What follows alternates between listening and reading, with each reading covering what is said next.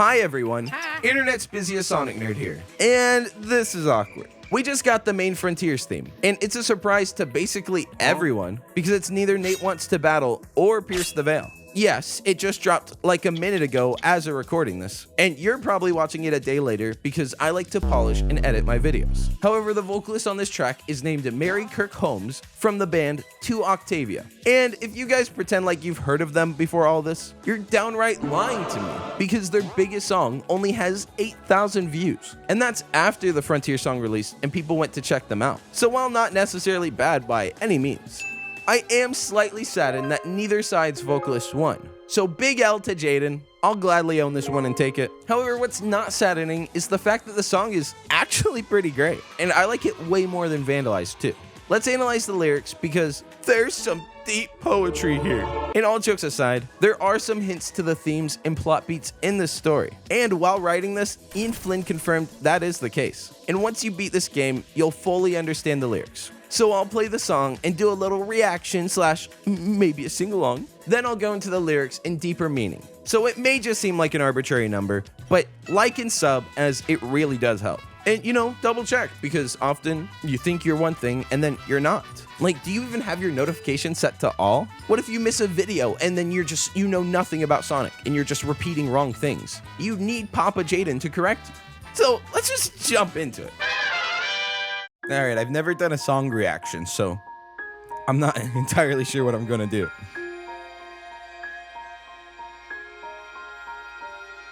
Follow me, I'm standing on the border of everything. Listen close. Can you hear the God, this part is sick. The spirits sing. I feel like that line in particular has something going for it.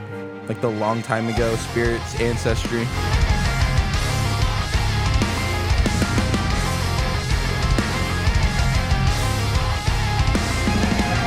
Man, this part's so good, but I wish there were vocals over this part. I thought this was just like the instrumental version in the other trailer, but this is an instrumental section.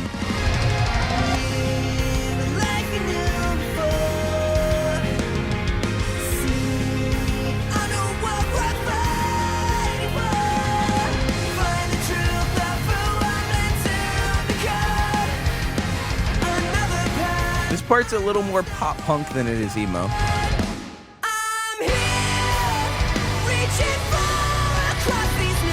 It's definitely a hybrid of pop punk and emo, but I feel like it's leaning more towards pop punk.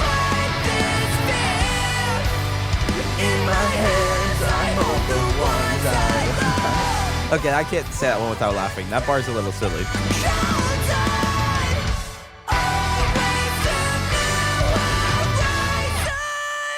Okay, that song did go pretty hard, but there's some real deep lyrics in here. I had to hold back tears while writing this video and stop myself from jumping out the window on its completion. This is more sad than the ending of Bridge to Terabithia. Oh, also just to clarify, the lead singer, Mary, is non-binary. So if you're confused why I keep using they and them, that's the reason why. So there's not that many lyrics to read through since this screenshot is actually the entire song. So we could get through it pretty quickly. So first, follow me. I'm standing on the border of everything. Which is very vague, but just means they're pushed to the limit and they're on edge. Next is, listen close. Can you hear the spirit sing lost messages of long ago? wow. And this line definitely has some meaning. There's something going on with that red glitch effect that Sage has and controls all the enemies within the game. Actually, if they weren't being controlled, they probably wouldn't even be enemies and attacking Sonic. It appears Sage has full control of the island as well as the Titans, but we do know something's going on. And even Sonic's friends, trapped in their glitchy cryostasis, have something different to them too. Even when freed, something looks off. And with all the different kinds of Coco everywhere, there's definitely more going on to the story than meets the eye. Next lyric is, leave the life you knew before. See a new world worth fighting for. And looking super deep into it, I imagine this is based on the fact that Frontiers is one of the first 3D Sonic games that doesn't have you returning to familiar grounds in terms of scenery and stages. While the cyberspace levels are reused in a technical sense, come on, you know what I'm talking about. The open world in terms of story. Like, the cyberspace isn't actually happening in the real world. While in the real world, Sonic is trapped on the Starfall Islands. Also, Sonic knows literally nothing about them. It's literally a new world. Let's just hope he leaves the life you knew before and never returns. Except for an adventure game, of course, as the fanbase will go nuclear the second that gets announced. Next one is Find the truth of who I'm meant to become. Another path I must now walk on. walk on, it's close enough. Now, I know this isn't the case, but I like to think this is a reference to Sonic's long recent history of going down the wrong path in terms of gameplay. And this is Sonic Team correcting and putting him on the right path for success. Next lyric is, I'm here, reaching far across these new frontiers. and I made a joke about Frontiers, tears, and fears, and oh boy, the next line, it gets me. There's not too much to say about this line. I mean, new frontiers, new gameplay style, new open worlds. There's definitely a bunch of new frontiers for Sonic to conquer here. Which, by the way, this game is ruining the word frontiers, just like they did forces. Is every Sonic game that releases just going to remove a word from Merriam-Webster's dictionary? The next line is, With my life, I fight this fear.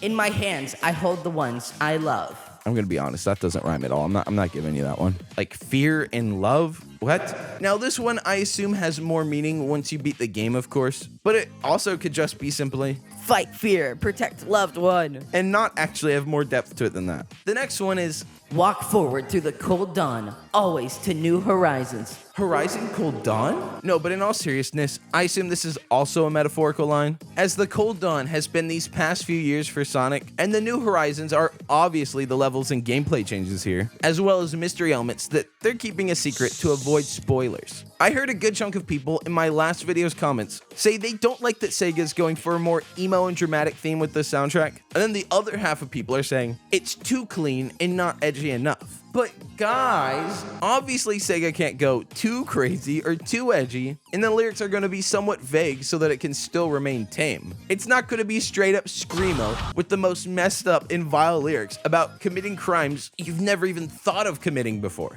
The edge factor was heavily criticized in 2017 with Infinite's theme, and this is actually something I've never agreed with. Even upon release, that was one of my favorite songs from the whole Forces soundtrack, and I personally like the edgy tone in Hard Drop with rock and electronics. Granted, the Sonic Forces soundtrack hurt electronic music way more than it did good for it, but that song was pretty good. This song isn't as try-hard edgy, and there's no lines about cutting anyone with a knife. So far, we've heard this song from an unknown band, To Octavia, One OK Rock, and just to give you guys some credit, potentially Nate Wants to Battle has a song, but that seems unlikely. And by the way, I didn't mention it, but I've been seeing a lot of the repeated rhetoric of Zippo gets some things right, some things wrong. But I wanted to do more and more research, as Zippo has just been on a cold streak of misses, and I'm like, okay, he's gotten some things right, sure.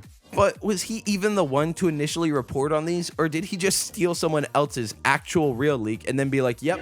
And from what I found, I think that's the case. Zippo's close and in touch with a bunch of leakers, and leakers do send him stuff. So he occasionally does get some legit stories. But the dude is also a raging narcissist and just wants attention for no reason. So he's totally okay lying and just making up something totally untrue just so people read his post. Which I know people will be like, Jaden, you're a narcissist. You're attention seeking. You have clickbaity thumbnails. Which one I've kind of dropped. I haven't been very clickbaity lately. And two, my videos are always legit. Like, sure, maybe the thumbnail might be a little goofy. Liar! But in the video, for sure, I'm laying it down straight. If Zippo was being honest and real with us and at least admitted when he was wrong, maybe he would have some more credibility. But he just pushes it under the rug and ignores it when he's wrong, to the point where, like, dude, no one trusts you. And I have friends that are close to Zippo. I don't know how this message isn't getting to him. So recap, no Pierce the Veil. Big L's for Jaden, but we can turn this around. I am getting blasted on Twitter constantly, so I said, you know what? Why don't I get dunked on a new platform? I made a TikTok. It's linked below. Sonic Show, one word, no the, and no underscore. And I'm going to be creating videos for there now. On the side, too. It's not like replacing this, just so you guys don't, like, freak out. But yeah, that's it. Another video done. Lots of love and peace. Peace! Peace! That's by far the weirdest piece I've ever given.